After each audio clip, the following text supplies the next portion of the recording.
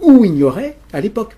C'est-à-dire que le Coran utilise un vocabulaire qui traduit aussi les limitations des hommes et des femmes de son époque. Ça ne me dérange pas plus que le fait que le Coran suive la grammaire arabe. Le Coran suit la grammaire.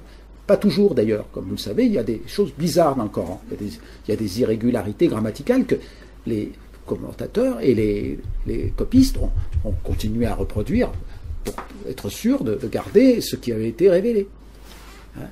Et donc, la langue, ce qui compte, c'est le message, c'est le souffle du message. Ce sont, on pourrait dire même les barakats, les bénédictions, ou on pourrait dire les vibrations, si on était dans un vocabulaire un peu moderne. C'est ça qui est dans le Coran, c'est le message du Coran.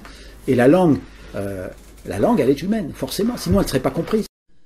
Assalamu alaykum wa rahmatullah. Assalamu alaykum wa rahmatullah.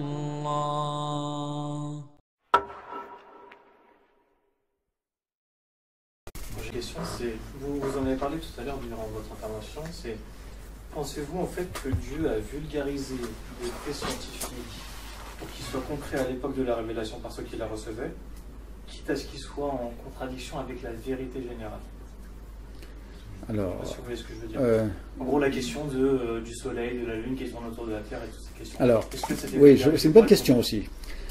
Toutes les questions sont bonnes d'ailleurs. Pour moi, le Coran est un miracle. Être musulman, c'est attester de l'unicité d'Allah et du miracle de la révélation du Coran, de la prophétie du prophète Mohammed. Mais le Coran, donc, c'est la parole d'Allah, mais elle vient dans une langue humaine, sinon elle ne serait pas comprise. Cette langue humaine, c'est l'arabe.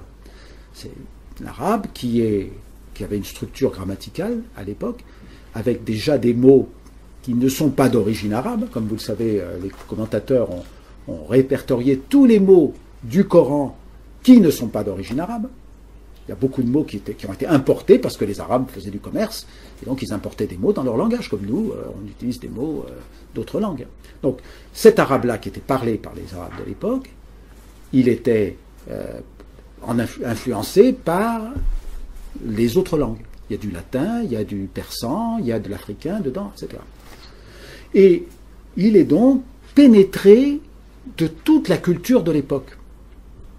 Donc il y a le mystère de la révélation, donc le message que Dieu adresse aux hommes, d'abord au prophète Mohammed, ensuite à la première communauté musulmane, et ce message emprunte une langue qui est la langue du peuple, avec sa culture. Donc quand Dieu parle, il s'adresse à un peuple qui a une culture, qui voit le monde d'une certaine façon, qui conçoit le monde peut-être comme une tente, qui regarde les phénomènes du désert, parce que le Coran il ne descend pas dans un peuple maritime, il ne descend pas dans un peuple du nord, il ne descend pas dans un peuple de la jungle, il descend un peuple du désert. Et le Coran utilise les métaphores, il utilise les symboles qui sont connus des hommes et des femmes de la première communauté musulmane. Et moi, ça ne me dérange absolument pas que le Coran soit imprégné de ce que les gens savaient ou ignoraient à l'époque. C'est-à-dire que le Coran utilise un vocabulaire qui traduit aussi les limitations des hommes et des femmes de son époque. Ça ne me dérange pas plus que le fait que le Coran suive la grammaire arabe. Le Coran suit la grammaire. Pas toujours d'ailleurs, comme vous le savez, il y a des choses bizarres dans le Coran. Il y a des irrégularités grammaticales que les commentateurs et les copistes ont continué à reproduire pour être sûr de garder ce qui avait été révélé. Et donc, la langue, ce qui compte, c'est le message, c'est le souffle du message. Ce sont, on pourrait dire même les barakats, les bénédictions, ou on pourrait dire les vibrations, si on était dans un vocabulaire un peu moderne. C'est ça qui est dans le Coran, c'est le message du Coran. Et la langue, elle est humaine, forcément, sinon elle ne serait pas comprise. Et donc, cette langue, elle porte une culture, et cette culture, elle est limitée du point de vue scientifique. Vous comprenez? Donc, c'est un peu ce que vous dites. Finalement, la langue du Coran, c'est la langue, elle traduit les connaissances des hommes et des femmes du 8e siècle, du 7e siècle, pardon, de l'ère chrétienne. Et on n'a pas besoin de plus. On n'a pas besoin de plus, puisque ce qui compte, c'est le message. Donc, c'est comme s'il y avait un environnement dans lequel Dieu choisissait, donc il choisit des mots, il choisit des phrases, il choisit des symboles, il choisit des images, hein, il choisit des vérités naturelles qui étaient connues des hommes et des femmes de son époque pour s'adresser à eux et leur faire comprendre le vrai message du Coran, qui est le rappel de l'unicité de Dieu et la vocation de l'être humain.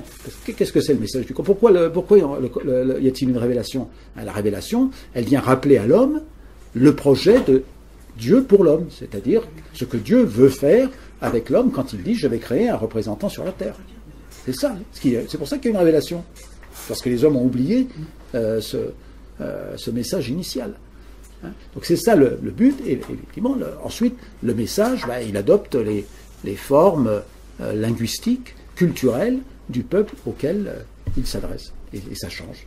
Et pour vous, ça ne contredit pas le caractère universel du Coran? Non, non, parce que le caractère universel vient du message, hein, et évidemment, si on ne connaît pas l'arabe, si on ne comprend pas les circonstances de la révélation, l'universalité du message est masquée par notre ignorance. Mais à partir du moment où on rentre dans la culture de l'époque, effectivement, on peut comprendre le message.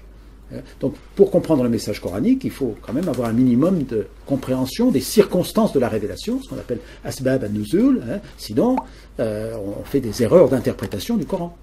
Et c'est évidemment de plus en plus fréquent parce que par l'Internet, alors on disait autrefois par les livres, l'imprimerie, mais maintenant, a fortiori par l'Internet, tout circule et le contraire de tout, hein, et c'est difficile de savoir quelle est la connaissance solide et quelle est finalement la connaissance fragile ou l'absence de connaissance ou l'ignorance qui est véhiculée sur l'Internet.